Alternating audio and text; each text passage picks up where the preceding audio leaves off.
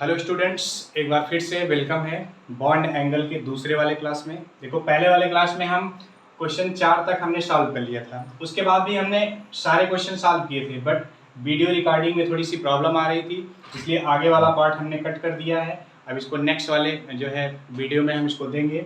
तो आइए इसके आगे वाले क्वेश्चन हम लोग सॉल्व करते हैं, ठीक है ना।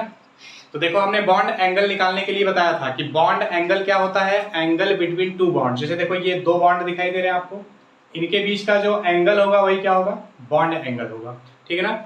तो बॉन्ड एंगल निकालने के लिए हमने 3 स्टेप आपको बताए थे। पहला स्टेप बताया था, दूसरा स्टेप बताया था और तीसरा स्टेप बताया था। तीसरे स्टेप में दो हमारे पास पार्ट थे, एक सेंट्रल एटम के लिए पार्ट था, दूसरा किसके लिए पार्ट था, सराउंडिंग एटम के लिए, ठीक है ना। तो आप आशा करते हैं कि आप सारे स्टेप आसानी से समझे भी होंगे और पढ़े भी होंगे। आइए क्वेश्चन नंबर हम लोग 5वां देखते हैं। क्वेश्चन नंबर 5वां हमारा क्या है, यहाँ पे देखिएगा, लिखा है मेथेन, अमोनिया और क्या लिखा है, वाटर, ठीक है ना। इन सब में हमें क्या निकालना भैया, बॉन्ड एंगल का ऑर्डर निकालना है। तो आप सबको पता है कि मेथेन में हाइड्रेशन कितना होता है भैया, मेथेन में हाइड्रेशन कितना होता है, अमोनिया में कितना होता है और वाटर में। तीनों में हाइड्रेशन कौन सा होता है, sp3। निकालने का मेथड भी हम पिछले वाले क्लास में आपको बता चुके हैं। जिसको जिसको हाइड्रेशन निकालने में थोड़ी सी दिक्कत हो रही हो, पिछला वाला क्लास जाके पहले देखें, वहाँ से हाइड्रेशन निकाल लें, लोन पेयर निकाल लें, तब जाके यहाँ पर आवें, तब उनको समझ में चीज़ें आएंगी। आई बात समझ में। तो देखो, तीनों में हाइड्रेशन क्या आ गया, sp3। तो इसका मतलब हम sp3 से, इस हाइब्रिडाइजेशन से इसका हम बॉन्ड एंगल नहीं निकाल पाएंगे, ठीक है ना। अब किस पे जाएंगे हम लोग, लोन पेयर पे जाएंगे। लोन पेयर निकालने का फार्मूला क्या है, n माइनस सराउंडिंग एटम। अभी n कितना आया, 4। यहाँ पे 4, सराउंडिंग कितने दिख रहे हैं, 4 दिख रहे हैं। तो ओवरऑल कितना आ गया लोन पेयर, 0 आ गया। नेक्स्ट देखिए, यहाँ भी लोन पेयर हम लोग निकालेंगे। n कितना है, 4, सराउंडिंग एटम कितने दिख रहे हैं, 3। कितना लोन पेयर आ गया, 1। यहाँ लोन पेयर हम लोग निकालते हैं, n की वैल्यू कितना आया, 4, सराउंडिंग एटम कितने हैं, 2। तो ओवरऑल लोन पेयर कितना आ गया, 2 आ गया। तो हमने वहां पर स्टेप में बताया था कि lone pair on central atom increases. अगर सेंट्रल एटम पर लोन पेयर बढ़ रहा है तो बॉन्ड एंगल हमारा क्या हो जाएगा, घट जाएगा। ये चीजें हम वहां पर एक्सप्लेन कर चुके हैं आपके लिए, ठीक है। कैसे, तो आपने पढ़ा है ना कि बैलेंस बॉन्ड थियरी में रिपल्सन, रिपल्सन सबसे ज्यादा कहाँ होता है, लोन पेयर के बीच। उसके बाद lone pair bond pair, then bond pair bond pair. अब जैसे मान लो ये हमारे पास बॉन्ड है, इधर दो आपके क्या है, लोन पेयर लगे। तो लोन पेयर जब रिपल्सन करेगा तो इसी डायरेक्शन में आएगा, तो इस डायरेक्शन में आएगा, तो ये बॉन्ड भी हमारा क्या हो जाएगा, ऐसे कंप्रेस होगा। और बॉन्ड कंप्रेस होगा तो इनके बीच बॉन्ड एंगल भी क्या हो जाएगा, डिक्रीज कर जाएगा। आई बात समझ में, ओके। चीजें समझ में आ गई है, इसको नोट करेंगे, वीडियो पॉज करके हम लोग अगला क्वेश्चन सॉल्व करते हैं। आइए क्वेश्चन नंबर 6 वाला देखते हैं। कर लिया, ओके। देखो, सारी चीजें हम पीछे पढ़ चुके हैं, हाइब्रिडेशन भी निकाल चुके हैं, लोन पेयर भी निकाल चुके हैं, इसलिए हम थोड़ा सा फास्ट चल रहे हैं, ठीक है ना। सारी चीजें आपको निकालना आ गया है। आइए क्वेश्चन नंबर 6 देखते हैं। 6 में क्या देख लीजिए, NO3 माइनस NO2 माइनस और क्या दिया है, NO2 प्लस। सबसे पहले क्या निकालेंगे हम लोग, हाइब्रिडाइजेशन। आइए निकालते हैं, n equal to half, central atom कौन है, नाइट्रोजन के बैलेंस सेल में 5 इलेक्ट्रॉन, एक निगेटिव चार्ज है, ऐड हो गया। 5 एक कितना हो गया, 6, 6 में 2 का भाग देंगे 3, 3 की कैटेगरी में क्या आता है, sp2। लोन पेयर निकाल लीजिए, n minus surrounding atom, n कितना आया, 3, सराउंडिंग कितने दिख रहे हैं, 3। लोन पेयर कितना आ गया, 0। इसमें निकाल लीजिए, n equal to half, nitrogen के बैलेंस सेल में कितना इलेक्ट्रॉन, 5, एक हमारे पास क्या है, निगेटिव चार्ज आया। 6 हो गया, 6 का आधा करेंगे कितना, 3। और 3 की कैटेगरी में क्या आता है, sp3। यहाँ से हम लोग लोन पेयर निकाल लेंगे, 3 माइनस सराउंडिंग एटम 2 हैं, तो 1 क्या आ गया, लोन पेयर आ गया। नेक्स्ट अगले वाले में हम लोग निकालेंगे, n equal to half, nitrogen के बैलेंस सेल में 5 इलेक्ट्रॉन, एक पॉजिटिव आया तो एक कम हो जाएगा, कितना आया, 4, 4 में 2 का भाग देंगे कितना आएगा, 2। और 2 की कैटेगरी में क्या आता है, sp। और यहाँ से लोन पेयर हम लोग निकालेंगे, 2 माइनस सराउंडिंग एटम कितने हैं, 2, कितना आ गया, 0। आई बात समझ में, कर लिया इसको, इतनी बात समझ में आ गई। अब आप लोग बॉन्ड एंगल इसका ऑर्डर बना लीजिए। अब देखिए यहाँ पर, यहाँ लोन पेयर कितना आ रहा है, 0 आ रहा है। यहाँ लोन पेयर कितना है, 1 आ रहा है। यहाँ कितना लोन पेयर आ रहा है, 0 आ रहा है। अब देखो दो जगह तो क्या आ गया, 0 आ गया लोन पेयर, और एक जगह क्या आ रहा है, लोन पेयर 1 आ रहा है। ठीक है, तो इस क्वेश्चन को आप लोग कमेंट करेंगे। कहाँ करेंगे, कमेंट बॉक्स में जाकर इस क्वेश्चन का आंसर कमेंट करेंगे कि ऑर्डर क्या आ रहा है। ठीक है ना, इसको आपके लिए हम लोग छोड़ रहे हैं। अगला वाला क्वेश्चन हम सॉल्व करने चले। आप कमेंट करेंगे, अगर आपको नहीं आएगा तो हम इसको फिर से लेकर समझाएंगे। ठीक है ना, हम चाहते हैं कि आप थोड़ा सा अपना दिमाग लगाएं, इस क्वेश्चन को सॉल्व करें अपने अकॉर्डिंग। ठीक है ना, ओके। आइए अगला वाला क्वेश्चन देखते हैं, 7वां वाला क्वेश्चन, क्वेश्चन नंबर 7वां। ये देखो क्वेश्चन थोड़ा सा अलग टाइप का है, इसलिए हम चाहते हैं कि आप इसमें सॉल्व करें, आप थोड़ा सा दिमाग लगाएं। क्वेश्चन नंबर देखिए 7वां, क्या है, NH4+, नेक्स्ट हमारा क्या है, NH3 है, नेक्स्ट हमारा क्या है, NH2- है।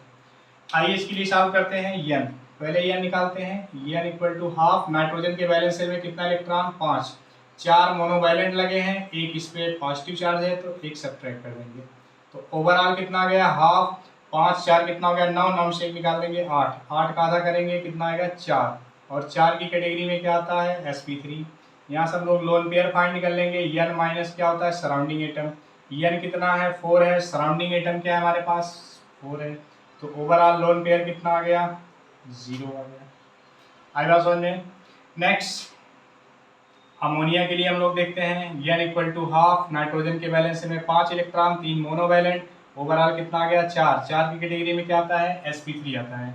यहाँ से हम लोग लोन पेयर निकालेंगे, n माइनस सराउंडिंग, सराउंडिंग कितने हैं, 3, एक लोन पेयर। आपको पता भी है कि अमोनिया के पास कितना लोन पेयर होता है, नाइट्रोजन के पास एक लोन पेयर होता है। NH2 माइनस के लिए आइए सॉल्व करते हैं, n equal to half, nitrogen के वैलेंस शेल में 5 इलेक्ट्रॉन, 2 मोनोवैलेंट लगे हैं, एक निगेटिव चार्ज लगा है, तो ओवरऑल कितना हो गया, 8, 8 का आधा करेंगे 4, 4 की कैटेगरी में क्या आता है, sp3 आता है। यहाँ से लोन पेयर हम लोग फाइंड कर लेंगे। लोन पेयर निकालने का फार्मूला क्या है, n minus surrounding atom, surrounding कितने दिख रहे हैं, 2, तो ओवरऑल लोन पेयर कितना आ गया आपका, 2 आ गया। तो अब देखिए यहाँ पर NH4+ में कितने लोन पेयर आ रहा है, 0 आ रहे हैं। अमोनिया में कितने लोन पेयर हैं, 1 है, और NH2 माइनस में कितने लोन पेयर हैं, 2 लोन पेयर हैं। तो अब देखिए आपको पता है कि lone pair on central atom increases, bond angle decreases, bond angle क्या करेगा, डिक्रीज करेगा। तो इसी के गाड़ी हम लोग चलेंगे, तो ऑर्डर क्या बन जाएगा, सबसे ज़्यादा बॉन्ड एंगल किस में आएगा, NH4+ में, उसके बाद NH3 में, देन किस में आएगा, NH2- में। ये ऑर्डर बन जाएगा। आई बात समझ में, नोट करेंगे, वीडियो पास करके आप नोट करेंगे। हम लोग अगला क्वेश्चन करने चल रहे हैं। ओके कर लिया, ओके। इस चीज़ को आप कमेंट करेंगे, आप घर पे इसको सॉल्व करेंगे होमवर्क पे आपका। ओके,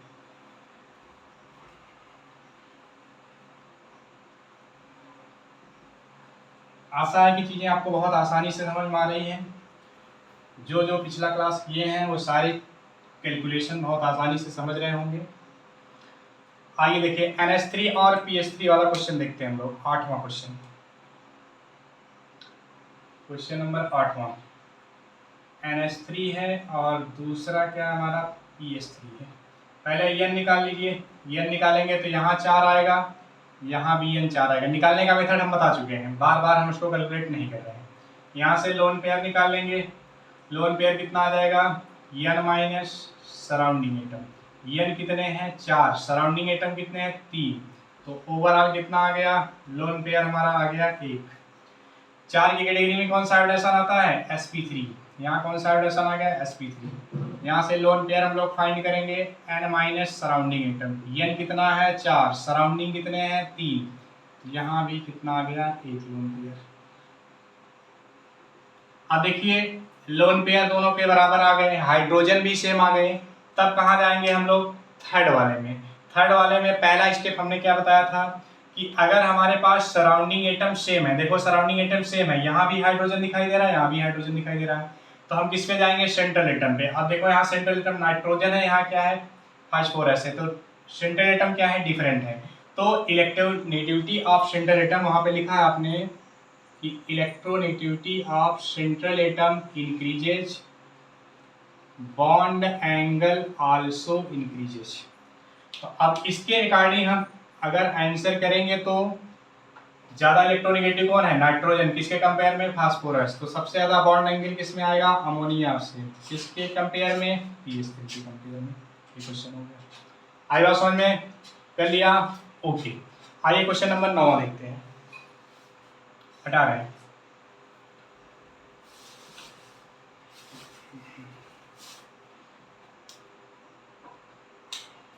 क्वेश्चन नंबर 9 देखिए क्या दिया है? COF2 दिया है और क्या दिया है? CuCl2 दिया है। ठीक है ना? अब देखिए यहां से हाइड्रेशन निकाल लीजिए भाई। हाइड्रेशन निकालेंगे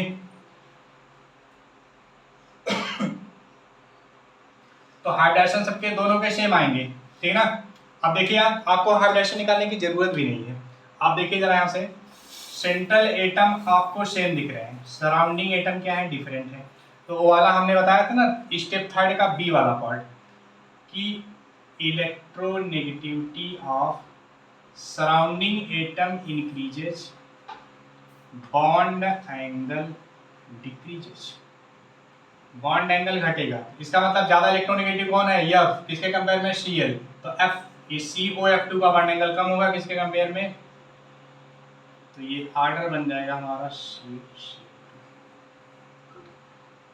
नेक्स्ट देखो ऐसे ही हमारा क्वेश्चन नंबर 10वां भी है।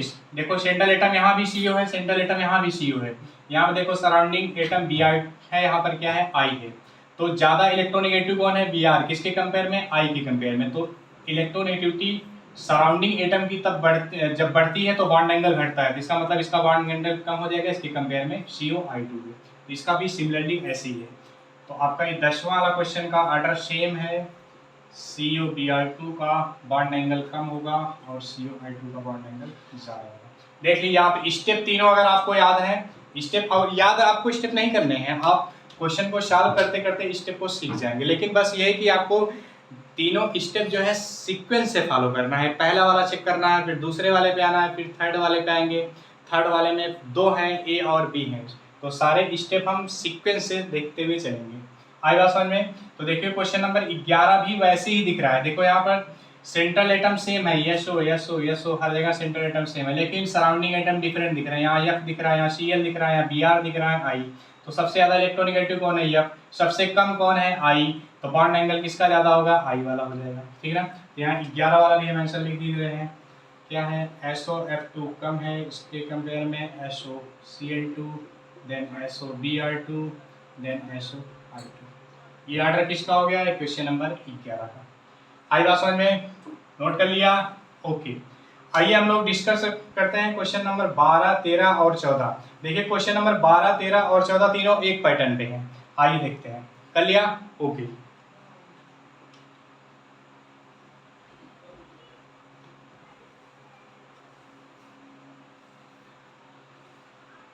आइए क्वेश्चन नंबर 12।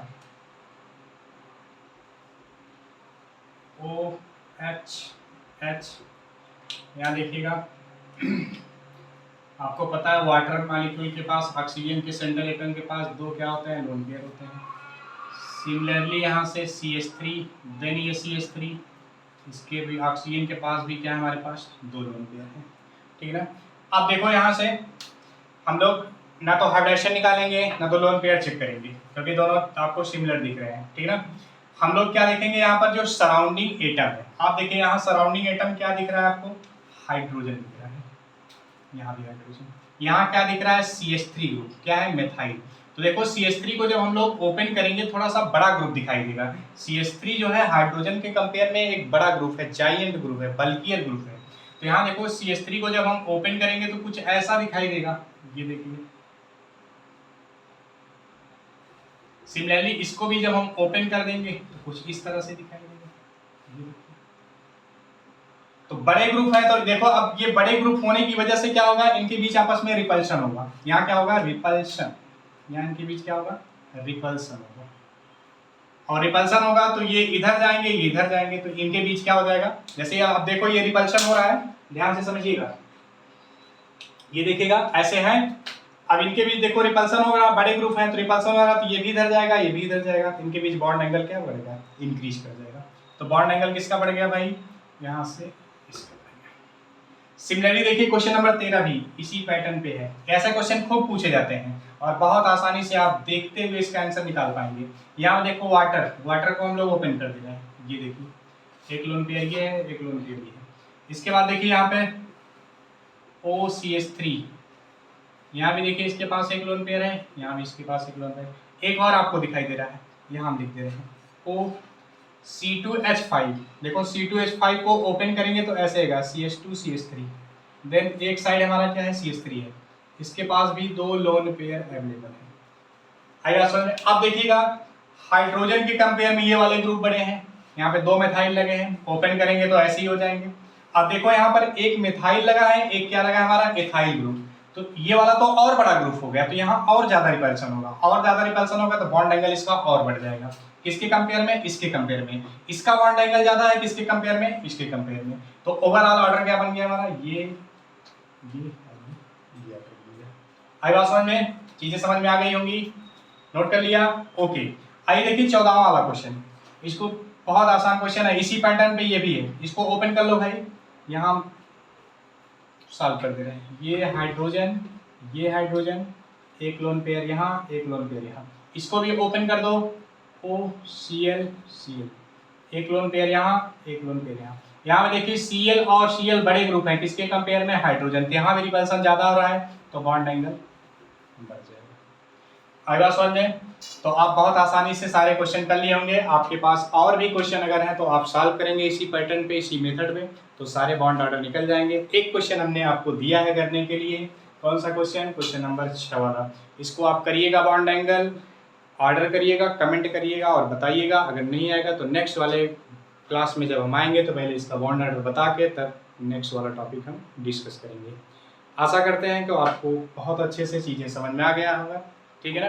तो मिलते हैं किसी नए क्लास में, तब तक के लिए थैंक यू सो मच।